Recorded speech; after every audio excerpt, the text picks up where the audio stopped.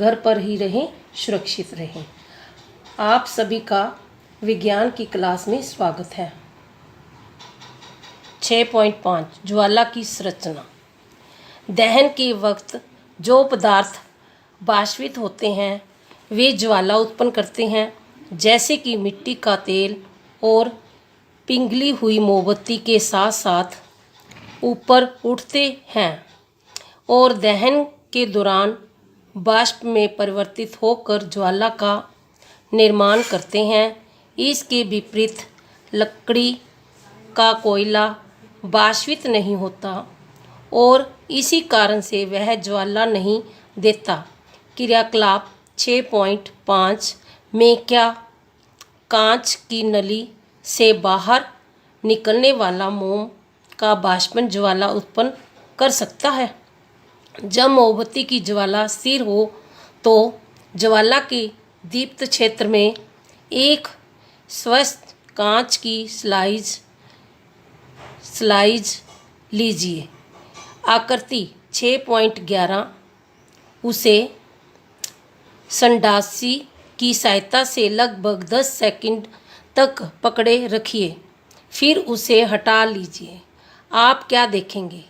कांच की स्लाइस पर एक गोला काला वैलैप बन गया है, जैसे कि चित्र 6.11 में ये दिखाया गया है। यह ज्वाला के दीप्त क्षेत्र में उपस्थिति बिना जले कार्बन कणों के जमाव को दिखाता है। एक पतले लंबे तांबे के बने तार को संगाटी की सहायता से लगभग 30 सेकंड तक ज्वाला में पकड़ कर रखिए। आकृति 6.12 देखिए कि तार का भाग जो ज्वाला के कुछ ही बाहर है रक्त तप्त हो जाता है। क्या यह दर्शाता है कि ज्वाला के अदीप्त क्षेत्र का ताप बहुत अधिक है? ज्वाला का यह भाग वास्तव में सबसे अधिक गर्म होता है, जैसे कि चित्र 6.13 में ये दिखाया गया है। ये मोमबत्ती है, ये मोमबत्ती के नाम दिए गए हैं, ये दर्शाए हुए हैं, आपने इन्हें लर्न करना है। चांदी और सोने की को पिघलाने के लिए सुनार धातु की फूकनी की सहायता से ज्वाला के सबसे बाहरी भाग को ऊपर उस पर फूकते हैं। चित्र 6.14 में ज्वाला के सबसे बाहरी भाग का इस्तेमाल क्यों करते हैं? चित्र जैसे 6.14 धातु की फूकनी से फूकता सुनार। ये देखो सुनार क्या है, ये अपनी धातु से कर रहा है। ईंधन क्या है? यदि याद कीजिए कि औद्योगिक और घरेलू उपयोग में संबंधित ऊष्मा ऊर्जा के मुख्य स्रोत काष्ठ, कोयला, लकड़ी, मिट्टी का तेल, पेट्रोल आदि है। इन पदार्थों को ईंधन कहते हैं। जैसे ये क्वेश्चन भी बन सकता है, ईंधन क्या है, ये इसका उत्तर भी बन सकता है।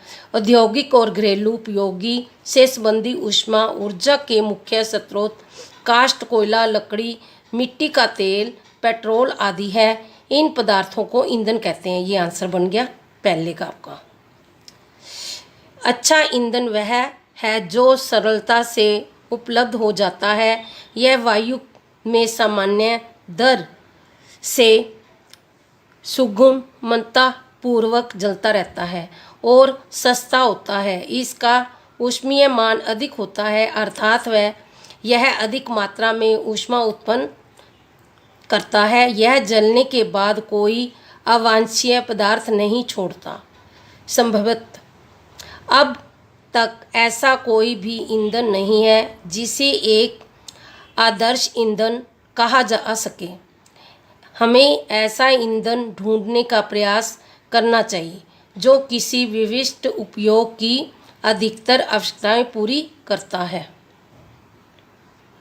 ईंधन के मूल्यों में भिन्नता होती है। कुछ ईंधन अन्य ईंधनों की तुलना में अधिक सस्ते होते हैं। जिन ईंधनों के बारे में आप जानते हैं उनकी सूची बनाइए। सूची 6.3 की सतह इन्हें ठोस, द्रव, गैस, गैसीय ईंधनों के रूप में वर्गीकृत किया गया है। कीजिए सारणी जैसे ये दी गई है 6.3 ईंधनों का प्रारूप। ये नंबर दिए गए हैं, ये ठोस ईंधन है, ये द्रव ईंधन और ये गैसीय ईंधन। कोयला, मिट्टी का तेल, प्राकृतिक। 6.7 ईंधन दक्षता। यदि आपसे कहा जाए कि कोयला, गोबर के उपले और एलपीसी को जलाकर जल की एक निश्चित मात्रा को उबाल लें, तो आप इस कार्य के लिए कौन से ईंधन को चुनेंगे? इसका कारण समझाइए। आप अपने माता पिता की सहायता ले सकते हैं। क्या ये ईंधन समान मात्रा में ऊष्मा उत्पन्न करते हैं? किसी ईंधन के 1 किलोग्राम मात्र में पूर्ण दहन से उत्पन्न ऊष्मा ऊर्जा की मात्रा उस ईंधन का ऊष्मीय मान कहलाती है। ये एक दूसरा आपका आंसर बन सकता है। यहाँ से ऊष्मा उत्पन्न वाला से यहाँ से लेके ये ऊष्मीय मान कहलाती है, यहाँ तक बन सकता है दूसरा। अच्छा, ईंधन के ऊष्मीय मान को किलो जूल प्रति किलोग्राम कहा जाता है। ऊष्मीय जूल को क्या कहा जाता है? किलो जूल प्रति किलोग्राम कहा जाता है। मात्रक द्वारा व्यक्त किया जाता है। कुछ ईंधनों के ऊष्मीय मान सारणी 6.4 में दिए गए हैं। ये सामने सारणी दी गई है, ये उनके सारे नाम दिए गए हैं, इसको पढ़ना। ईंधन के दहन से हानिकारक उत्पाद प्राप्त होते हैं। ईंधन की बढ़ती हुई मार्ग पर्यावरण पर हानिकारक प्रभाव डालती है। लकड़ी, पेट्रोल और कोयले जैसे कार्बन ईंधन जल्द अधजले कार्बन कण छोड़ते हैं। ये सूक्ष्म कण हानिकारक प्रदूषक होते हैं जो दमा जैसे श्वास रोग पैदा करते हैं। नंबर 2, इन ईंधनों का अपूर्ण दहन कार्बन मोनोऑक्साइड गैस उत्पन्न करता है। यह बहुत ही विषैली गैस है। बंद कमरे में कोयला जलना खतरनाक होता है। उत्पन्न कार्बन मोनोऑक्साइड गैस में कमरे में सो रहा व्यक्ति मर सकता है। 3 नंबर, ज़्यादातर ईंधनों के दहन से पर्यावरण में कार्बन डाइऑक्साइड गैस उत्पन्न होती है। वायुमंडल में कार्बन डाइऑक्साइड गैस की अधिक मात्रा संभवतः ग्लोबल वार्मिंग या विषम उष्ण का कारण बनती है। नंबर 4, डीजल और कोयले के दहन से सल्फर ऑक्साइड गैस उत्पन्न होती है। यह अत्यंत सरचार्जक तथा दम घुटू गैस है। इसके अलावा पेट्रोल ईंधन नाइट्रोजन के गैसीय ऑक्सीजन उत्सर्जित करते हैं। नाइट्रोजन और सल्फर के ऑक्साइड वर्षा के जल में घुल जाते हैं तथा अम्ल बनते हैं। ऐसे वर्षा को अम्ल वर्षा कहते हैं जो भवनों, फसलों और मृदा के लिए बहुत हानिकारक होती है। इसके बारे में आप अपनी पिछली कक्षा में पहले ही पढ़ चुके हैं।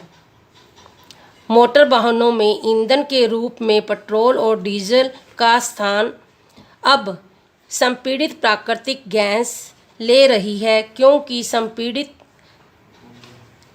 क्योंकि एनसीजी नाइट्रोजन और सल्फर के ऑक्साइडों का उत्पादन बहुत कम मात्रा में करती है। सीएनजी एक अधिक स्वच्छ ईंधन है। इस वीडियो को बार बार सुनो और देखो और समझो।